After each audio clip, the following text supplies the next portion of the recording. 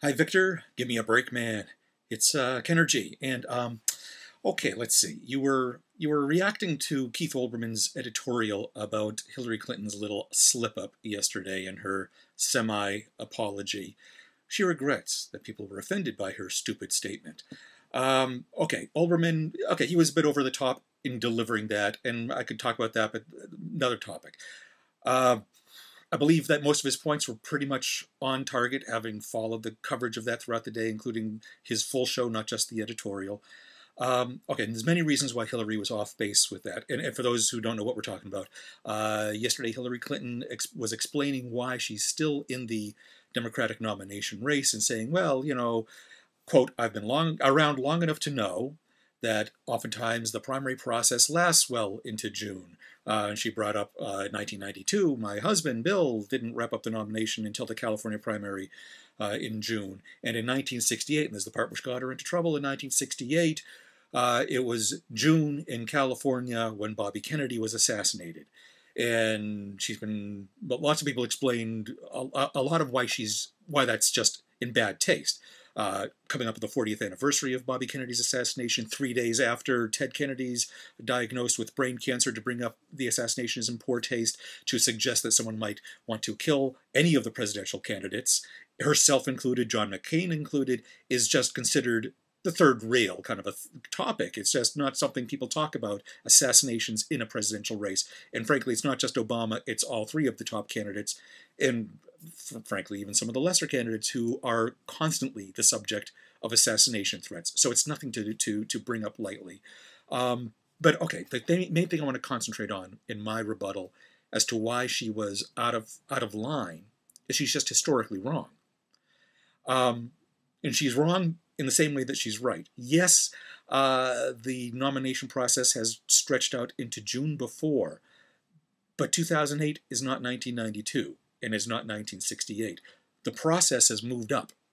Let's just look at 1992. Let's not open up 1968, which is a Democrat bringing up 68.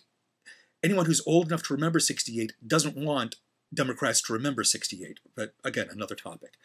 Okay, 1992. The Iowa caucus was in February. The New Hampshire primary was in March. And as Ms. Clinton mentioned, Senator Clinton mentioned, the California primary was not until June. The calendar has moved up. Both Iowa and New Hampshire were in January of this year. California was in March. The calendar has moved up. June of '08 is not the same as June of '92. And Ms. Clinton, Senator Clinton said, I've been around long enough to know these things. She's been around long enough to know exactly what I'm talking about and to know that her historical analogy is just wrong. And she's hinted at this analogy. She's never put it in quite such clear terms and bringing up the assassination of Bobby Kennedy, but she's hinted at this, comparing it to 92 and 68 before. And it's just wrong. In 1992, even before the California primary, it was clear that Bill Clinton was going to be the Democratic nominee. The only candidate left in the race by the June California primary was Jerry Brown. It was clear Jerry Brown was not going to get the nomination. He could just make things a little more difficult for Bill Clinton.